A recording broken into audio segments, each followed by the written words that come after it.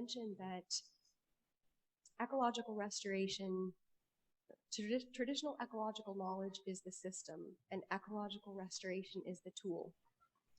And I really just wanted to talk a little bit more about that because it's enticing, and just wanted to open up to the panelists, whoever wants to talk further about that. Ricky, Allison, Jonathan, Jillian, Harry?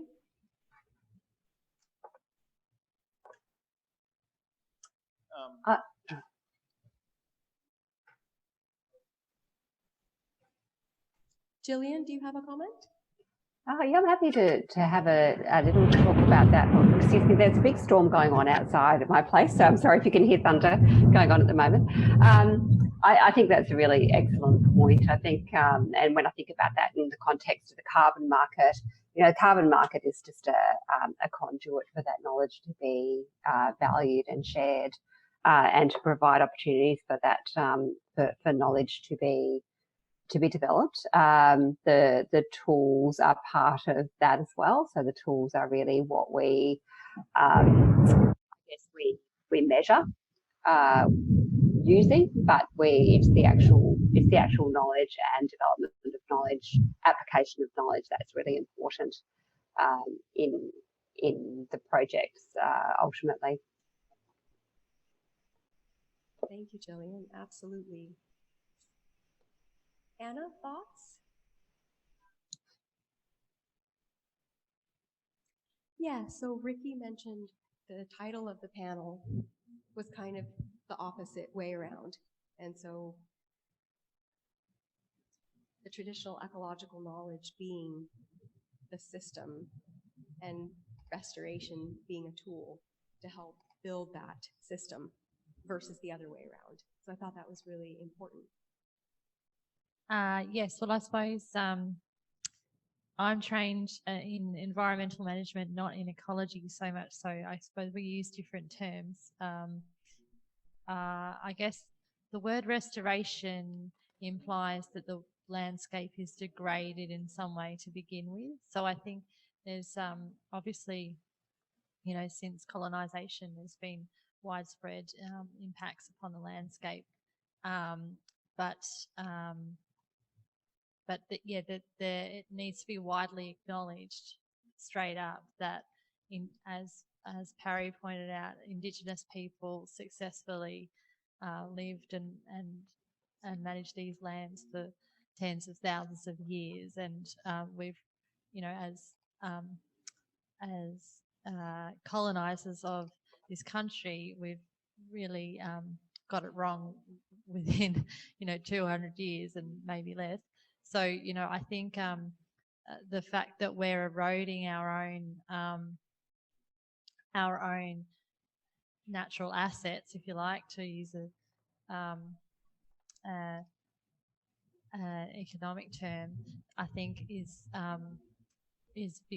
partly because we've failed to listen to Indigenous people, and we've failed to hear their consistent advice that to only look at the Western economic framework as a way of valuing the landscape is really, you've got to end up eroding that base over time, and that is what we're seeing now with climate change and with degraded river systems and things.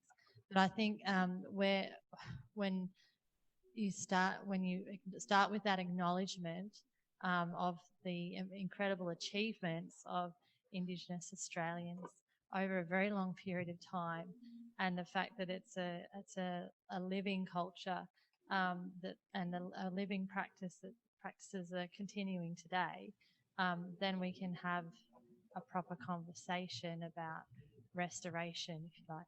But I think that needs to be acknowledged up front by scientists and non-Indigenous practitioners, that you know, we are all greatly indebted to the Indigenous people of this country. We have a system that with academic, with doing research.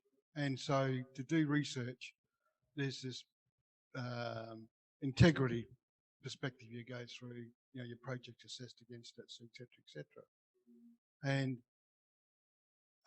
And then you get the tick off to go and do the project. So why can't there be such a similar system where tech is actually part of that integrity perspective? So if we do what Ricky was just talking about, flip the perspective over, the project is getting assessed against the tech, not getting assessed against not the opposite way around. And if that's the case, then it doesn't matter whether it's in restoration or in environment or in conservation or in something else. Tech is the player that a project's getting assessed. Now, how do you do it? Is another, you know, it's a matter of discussion. But if a system can't recognise that, then how do we as individuals in a system that have the ability to have an influence, have the ability to put into practice tech and the topic matter, and then produce some great stories out of that? Maybe that's the way we actually think about taking a book with a number of chapters in it to the system and say to the system, this is how we think you should look at tech and projects. I can probably just finish on that and support what Parry was saying. That's how I understood it, which is tech needs to be the framework that has to be valued first, and that creates the income source. And then if there's a co-benefit, which is the Western system of how the environment is measured for regeneration, for example, well, that's the co-benefit, where you're actually supporting the value system first for tech. That's the framework, that's the core, and then the environmental systems on top are the benefits of looking after country the traditional way. That's how I interpret it. To close it off, I suppose, I mentioned that statement just in one sentence, but there are a lot of different things going on in it. And it's good to sometimes just get a feel of where people's thinking's at with it. I think the key one that stands out for me, and even Anna touched on it in the different sort of definitions against sectors, what restoration means. And the general sort of one I'm used to is something stuffed up and you take it from this category to another category through a process of restoration. Traditional knowledge has been through many facets of growing and developing over, whatever scientists tell us how long it's been around for. But what it doesn't show is how deep and meaningful. It's not just an activity to improve something. It's a civilization's way of living, the oldest civilization in the world, so scientists tell us. So there's got to be, a bit more merits in that we can pick on when we talk about traditional knowledge as a system, rather than just as compared to a restoration tool or a value add to an existing practice that has got nowhere near as much background as a civilization's learnings. So maybe I'd open that one up a bit more, but yeah, it's always one I like to bring up. Thank you, Ricky. Any other thoughts? I saw a question back here.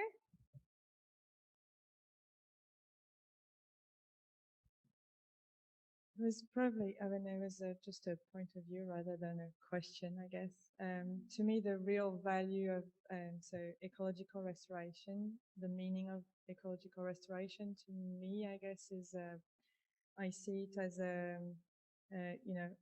restoring values and restoring connection, and that has a lot of different levels, on a cultural level and an ecological level, and so restoring ecological values and restoring cultural values of the landscape at the same times, and connections between all of these, and bringing back people in the landscape as well. So I guess I see this as an opportunity at the planning phase to just bring humans together and just in the planning, so everyone together at the really early planning phase of ecological restoration. So I can't. I wish we could find a way to bring tech together with other knowledges at the really early stages of planning ecological restoration projects, so that we can enhance connection in a very, multi-dimensional way. Couple of examples worth highlighting on that, and Parry touched on it around that process you go through, like similar to ethics, I suppose. If you go and get your ethics approval, animal or human ethics, that says you're going to do your research ethically with whoever or whatever animal you're working with. There are a number of groups up in Cape York. There's one or two in the Torres Strait and a couple in the Kimberley that have their own sort of ethics process between what they let happen on their country. And if research doesn't meet the needs of local aspirations, then it doesn't happen. But there's a number of things that let them do that. One is having exclusive land tenure or access over their assets. Another is having resource and capacity to be able to, base operations out of, or just to have that kind of right to veto at the start. NALSMA's trying some sort of big picture thinking in putting those examples at a national scale through the Commonwealth's National Environmental Science Program. It's a pretty big opportunity, few challenges and barriers, but we're getting there. And the hard thing is that what I mentioned before about local processes and protocols, sometimes they have to be generalized to meet national or bigger regional type concepts, because what works one in somewhere doesn't work in the other. But there are some sort of commonalities that can be brought out that basically says if research priorities set by institutes or academia or whoever doesn't meet local aspirational outcomes, then you don't get your ethics sign off. So there are examples where it's happening, Parry, and maybe we should get you up to Cape York or out to Kimberley, and hopefully we can get some traction and make it a more well-known concept. But yeah, that's one of the things. Well said.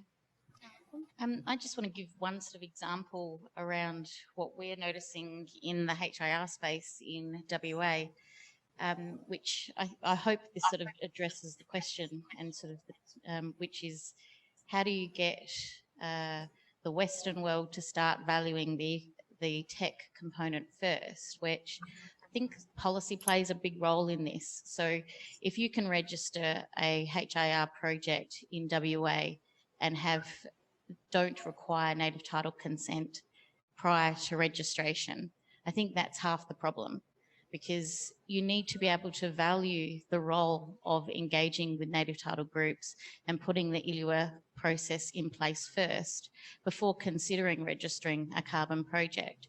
So I think there is a role here for government and policy to be written in a way that supports these decisions, so you don't have carbon developers going out there considering that this is an afterthought.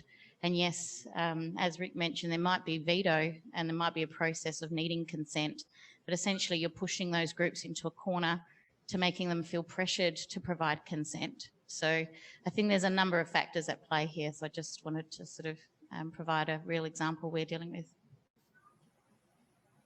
Thank you, Alison. Anna?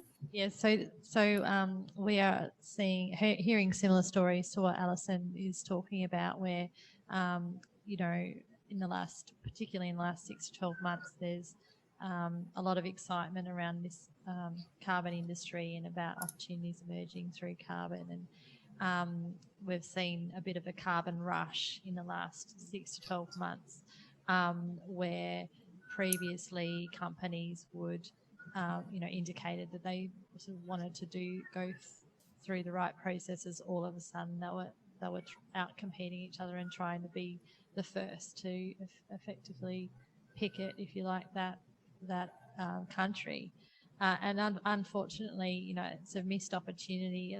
I just would encourage everyone to see consent processes not as a barrier, but as an opportunity to engage people properly in a proper conversation about a proposal on their country, and also to, you know, really, if it does, there is a potential there to form long-term relationships, and we have definitely seen in the carbon industry where corporates have formed good long-term relationships with Indigenous groups that has translated into multiple other benefits and other projects, and has really delivered incredible benefits to those communities. And that's been because those Indigenous groups have control over that relationship, and that's a really important thing to remember, that consent is not just another process to go through or a tick the box exercise. It's actually an it's a human right to begin with, but it's also an opportunity to engage people properly in your proposal. The other part is think about what the original state of the piece of land it was. So tech is based on perspective of that. Somebody comes along and changes the nature of the land, and it produces a result of some kind. And then another government project comes along, or in this case, carbon comes along. The knowledge base is still with the traditional owners.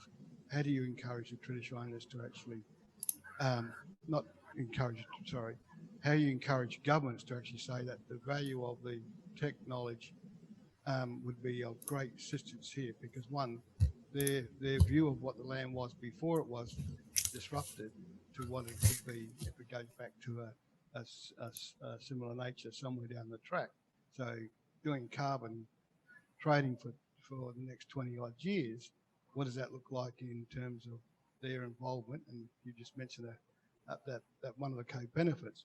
Well, what about the co-benefits of how the community is making good use of the financial opportunities that actually reinforces the benefits that the community will get, and looks at what their piece of land is doing to contribute to the carbon perspective, but what is it doing for them locally?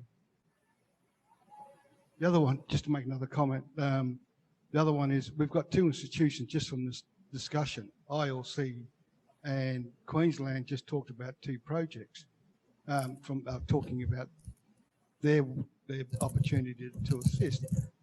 How do we get them to consider tech as the basis to measure a project against in their policy development and their policy application, and lead the way towards tech being a valued and a foundation tool for projects to be assessed against? Thank you, Perry. Very well said. Other thoughts, questions? Yes, Gary. I guess firstly, thanks to the panel, that very interesting session.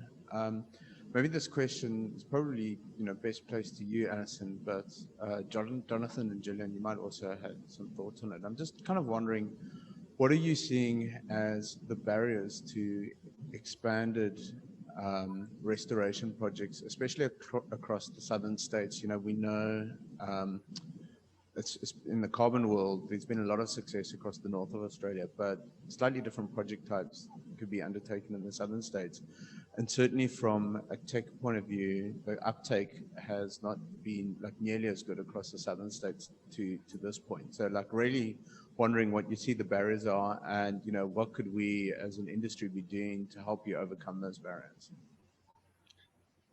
Thanks. So the first things that sort of come to my mind when we think of carbon projects, so if we're looking at the southern rangelands of WA, which predominantly is HIR, and then south of that tree planting, it's the upfront capital costs to get projects off the ground. If we're working with Indigenous groups then and or non-Indigenous farmers, how are they positioned to be able to fund carbon projects to get off the ground? You would have noticed that there's a number of projects registered in WA, but a lot of them haven't started. And there's really the two key barriers we're seeing out of our research is one, a lot of those projects registered haven't received native title consent. So that is a barrier. And working out how do those non-Aboriginal pastoralists and or carbon developers form a relationship with the native title groups to gain consent. And then the other is access to capital and fundraising to be able to start the project to get it off the ground before the ACCUs are generated. I can just I add. don't know how relevant it is to answering your question, but some of our thinking at NALSMA has been looking at some of the voluntary markets in terms of or comparison to, say, going through the regulator to get to a method. And one of the cool things that we get excited about is developing some cultural health index type methods that could be put into a voluntary system in incorporating a lot of the land and sea management activities, i.e. feral management or you know, reduction of weeds, things like that, to put some numbers on things. But instead of having what the traditional sort of measurements are, putting some indexing around the cultural health of physical, tangible heritage rock art sites, special waterholes, springs and those types of physical sites. But it takes a lot of time to get people to believe something that you can do and say you can do. We've been sort of trying for the last 6-7 years around this, but what we've been having to do is just find opportunities and find ways around those opportunities to get the things that we want. But it's a challenge. But it's definitely in our thinking in terms of other opportunities for groups. So I get a lot of, you know, a lot of ex-colleagues, ex-mates in the southern half of Australia call me and say, what's our equivalent to Savannah burning? What can we do? And, you know, they see a lot of interest happening in the north around carbon, and they're sitting on similar patches of country, and it just so happens they're not in that 600 mil and above rainfall line. They can't participate in the same economy, but they've just got the same amount of cultural, you know, assets and values and natural assets. So we've got to find ways. But again, we're North Australian Indigenous Land and Sea Management Alliance. We are trying to work on a southern equivalent with a few of our friends in the south, so maybe that's the sort of pathway there.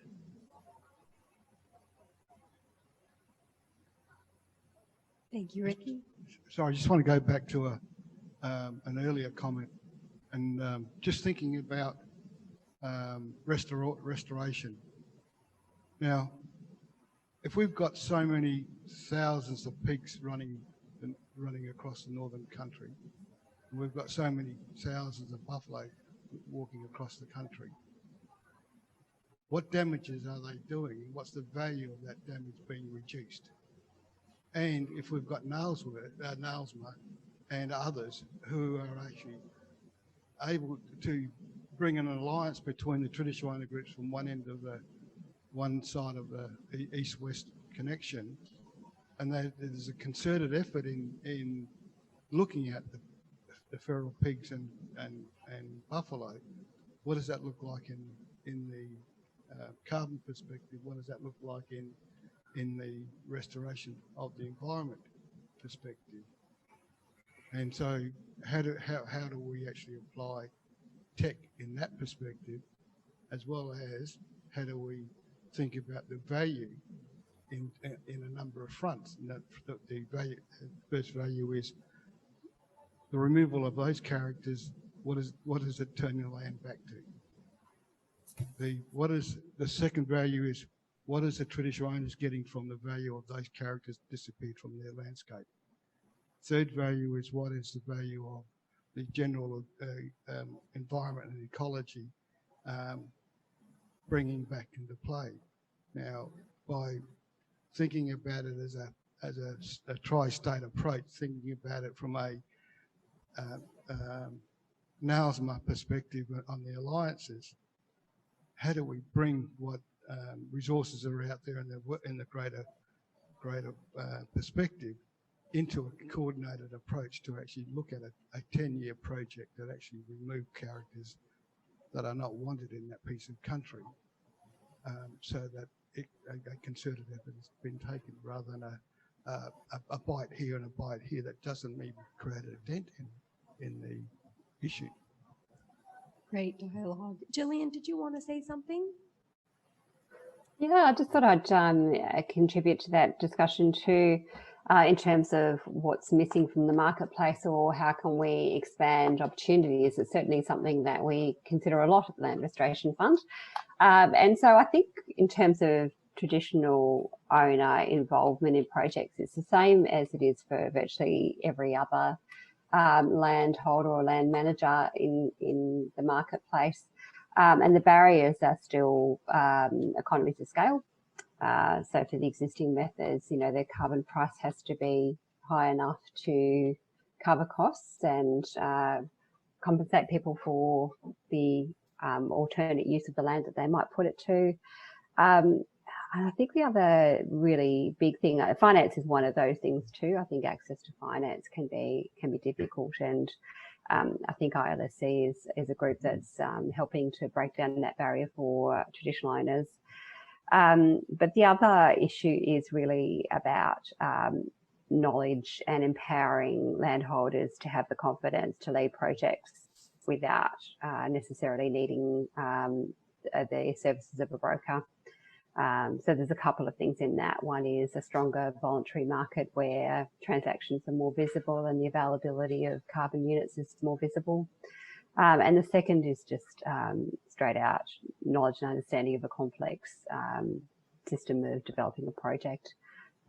So capability to understand the benefits and risks is really important for everybody in the marketplace, and that's something we are working towards contributing as well.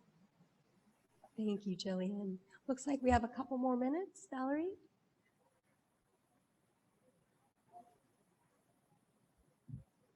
Okay, so my question is about understanding. Are you able to tell me a little bit about why Aboriginal people want to undertake carbon projects? Like, what is their underlying motivation to do that? So for me, I work in restoration because I want to repair degraded landscapes and restore biodiversity, but I see the carbon market as an incentive to do that. So what are your inherent motivations to participate in carbon projects? I think Otto Campion spoke very strongly to that point in his presentation, but primarily when traditional owners within our network talk about their carbon project, they usually talk about the cultural values and the social benefits that they want and environmental benefits that they want to drive through the project itself, rather than the revenue that's driven by the carbon credit sales. So I guess the revenue is part of the enabling factor, but it's certainly the intent is that the intent of those methods was not just simply accounting for the carbon credits and the savings from greenhouse gas emissions. It was to provide a way for Indigenous fire management to be sustained and for people to be employed on their country doing what they want to do. So I think which sort of comes back to what everyone was talking about earlier about the importance of not losing the intent, and that's really important. If we just start talking about carbon credit units, then we lose sight. There's a risk we can lose sight of the intent and the bigger picture of what actually drove those projects to be set up in the first place. So I think that's bringing it back to that framework you were talking about traditional ecological knowledge, but I'll pass on to anyone else. From my perspective, with sort of North Queensland in the back of my mind, the nature of the tenure of the country you own can dictate a lot to the economic opportunities you have. And if there were more opportunities for me, looking at my country back up there on the tablelands, if I had freehold title and I could use that as equity and go and get a business loan or whatever else, I'll do those types of things. But the nature of that tenure doesn't let me do it. I've got a water allocation where the river runs right through the middle of it, but I don't have commercial rights to that water allocation. So I've got to find economic opportunities that don't differ too much to things already happening on country.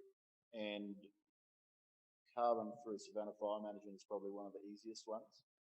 If there's a financial outcome for something that's already happening, just doing a little bit of rejigging here and then, getting an annual account, writing up a couple of reports once a year and getting an audit now and then, that's pretty easy to do. It would be completely different depending on the nature or the title of the tenure and depending on sort of what resources and capacity I've got. Box of matches is pretty cheap compared to whatever other alternatives there would be if I was doing, say, another methodology or something like that. So I think it comes down to what your own sort of personal or cultural or sort of social needs are, depending on the group you're working with. Some groups have a lot more country than other groups got. Ours is only a small group. We're on a decent size sort of block land, about 200,000 hectares, so decent enough to do something with, but also nowhere near as big enough to do something that would take in all the things I want to do on country.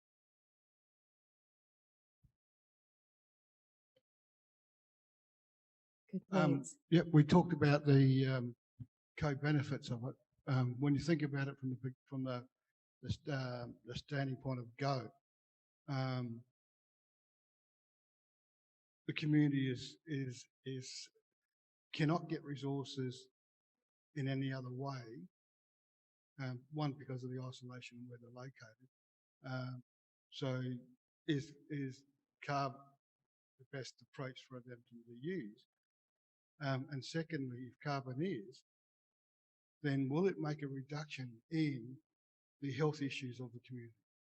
So if there's 1,000 people who use the local health services on a regular basis, and the Commonwealth is funding that or the state's funding that, how does the state benefit by seeing a reduction in the number of people going to the hospital when the community is earning a wage or an income to actually pay for a Medicare, sorry, not a Medicare, what do they think we have? Private health cover, right? Or other things that actually give us the ability to purchase other ways of sidestepping the system that says, yep, because you've got a chronic illness, you can go down this pathway. Sorry, mate, but I've got, I'm earning, $90,000 a year from carbon, and I'm only one person, and I don't want to use that system. I want to use this system. I can get immediate service because I could actually pay for it. So when you think about the end result of what carbon can do, or the progressing of what carbon can do for a community, and also the savings that the state and Commonwealth would have when you see a reduction in high expenditure, a high usage of government services by the Aboriginal community. So carbon is actually a potential reducer of that. We just haven't convinced anybody that that's the way to go. So when you think about it from a regional point of view, when you think about it from an isolated point of view, where a lot of your resources are in the cities and so on, when you think about the resources out in the rural and remote areas, there's bugger all.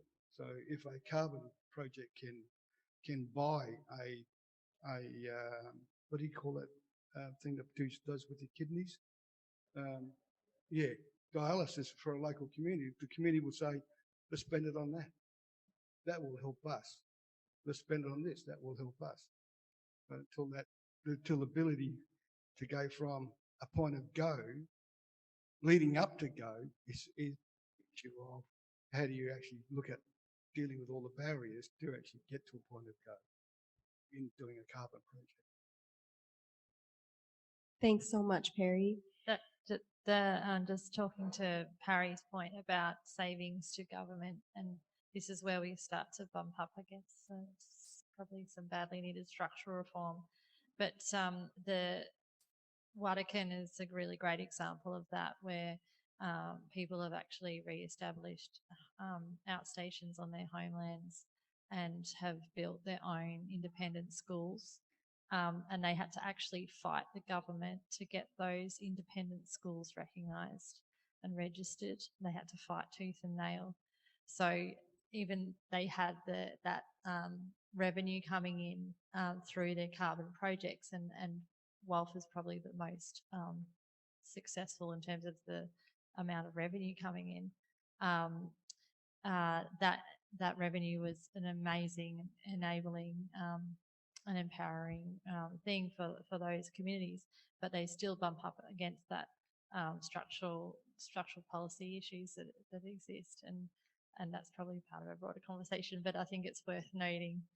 Yeah.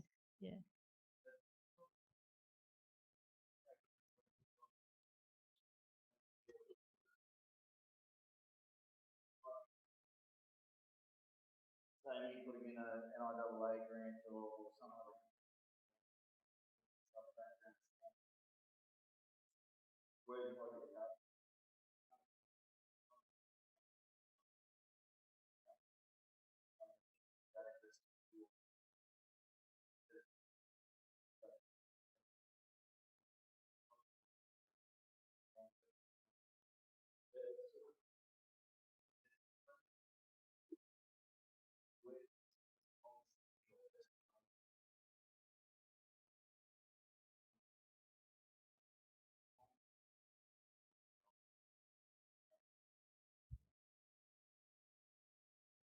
Thank you. We could talk about this all night, guys. This was such a great panel. Thank you all panelists, and to our moderator, Malin, leaving off on the good note, the global perspective. The Convention of Biological Diversity is coming out with a new framework that does acknowledge and encourage more participation by Indigenous communities in ecosystem restoration and the protection of biodiversity. So thank you all for being here today, and have a great night, and we'll see you all around. Yes, and thank you, Jillian and Jonathan, as well. Thank you so much for having us. Yeah, thank you for having me as well.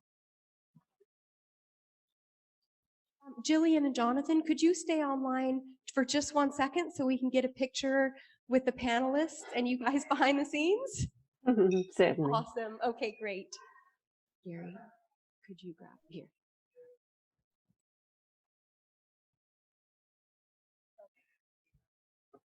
Okay. Can we get the panelists in with Jonathan and Jillian here? Photo op.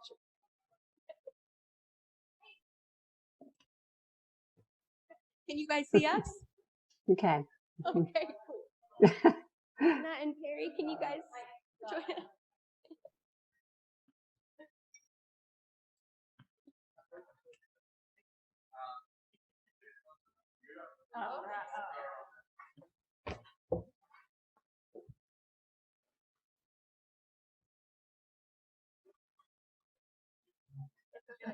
Get the angle right.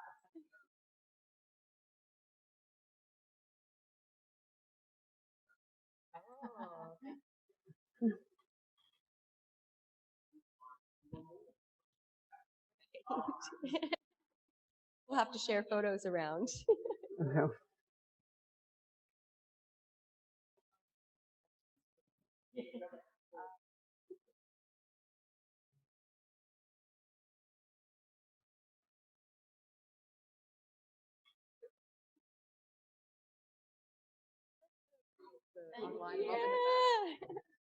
All right, guys. Thank you so much. Thank you. Have a great night. Bye. Bye. Thank you. Goodbye.